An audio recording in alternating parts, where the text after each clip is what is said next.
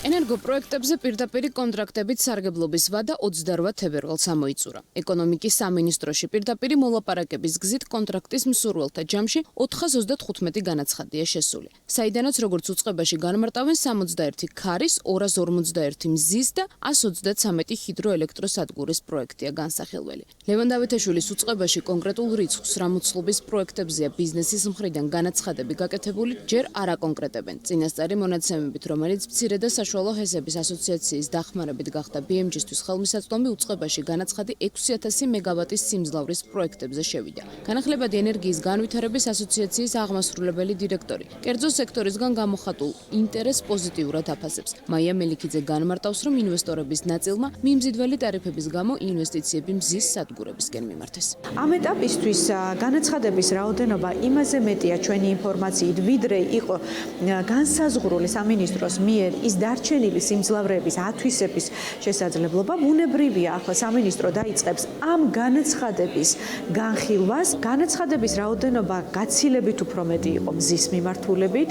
ისინიც კი, რომლებიც ჰიდროს მიმართულებით მუშაობდნენ აქამდე, დივერსიფიკაცია მოახდინეს თავისი ბიზნესის და ორიენტაცია და ფსონი, შეიძლება ითქვას, დადეს უკვე მზის ელექტროსადგურების მშენებლობაზე და ამასთანავე ქარის ელექტროსადგურის მშენებლობაზე. ანუ არ გაჩერდნენ ჰიდროზე და თქვენს, რომ ეს თანხა, რომელიც არის ჰიდროსში ჩასადებად განსაზღვრული და ეს მომცემს ამონაგებს 8, 10, 12, 15 წელიწადში, მაშინ შეგვიძლია, თქვათ, ეს თანხა მივმართოთ მზის ელექტროსადგურის მშენებლობისკენ ან თუნდაც ქარის ელექტროსადგურის მშენებლობისკენ.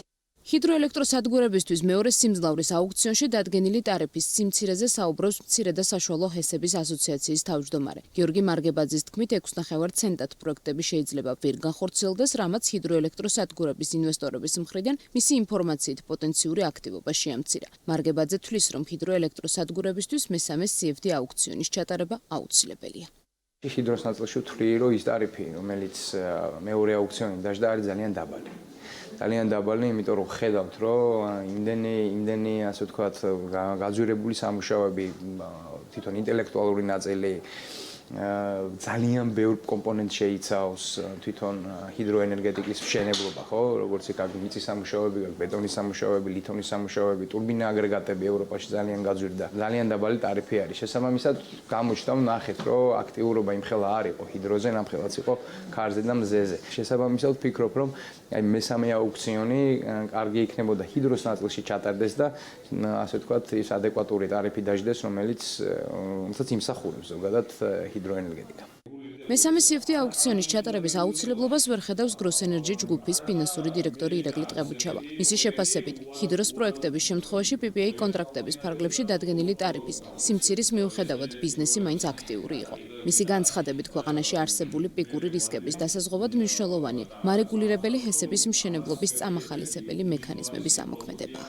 იქიდან გამომდინარე, რომ მზის პროექტები უფრო დიდი სიმძლავრეებზე იყო გათვლილი 50-100 მეგავატზე, ხოლო ჰესებთან მიმართებაში ამ მხრივ არ გვაქვს ეგეთი ფუფუნება, რომ დიდი პროექტები განახორციელოთ, იმიტომ რომ შესაძლებლობას არ იძლევა თვითონ რელიეფიც და ის გარემოება, რაც დღეს ქვეყანაში არის, ესე ვთქვათ, ამ სოციალური კუთხით და ჰიდრომიმართულებით იყო ძირითადად რაოდენობაში ბევრი, მაგრამ მცირე ჰესების კუთხით. ვფიქრობ, რომ ამ ეტაპისთვის მოდინებაზე ყოფი პროექტებზე არ უნდა გაფრონდეს, არ უნდა გაკეთდეს მესამე აუქციონი. ვფიქრობ, რომ რაღაც ამახალისებელი მექანიზმი უნდა გაკეთდეს აუცილებლად მარეგულირებელი პროექტებისთვის. CFD აუქციონებით პირდაპირმა კონტრაქტებმა ჩაანაცვლა, რომელიც მანამდე სექტორის მხარდამჭერ მექანიზმად გამოიყენებოდა. ეკონომიკის სამინისტრო მეორე სიმძლავრის აუქციონში დადგენილ მედიანურ ტარიფს სწორედ PPA კონტრაქტების გაფორმების დროს ითვალისწინებს, რომელიც მოდინებაზე მომუშავე ჰიდროელექტროსადგურების შემთხვევაში 6,5 ცენტი, ქარის ელექტროსადგურებისთვის 6 ცენტი, ხოლო მზის ელექტროსადგურებისთვის 5,6 ცენტია. რა დრო დასჭირდება ახალი განაცხადების განხილვას და კონტრაქტების გაფორმების პროცესის დაწყებას, ეკონომიკის სამინისტრო ამ საკითხზე განმარტებას ჯერ არ აკეთებს.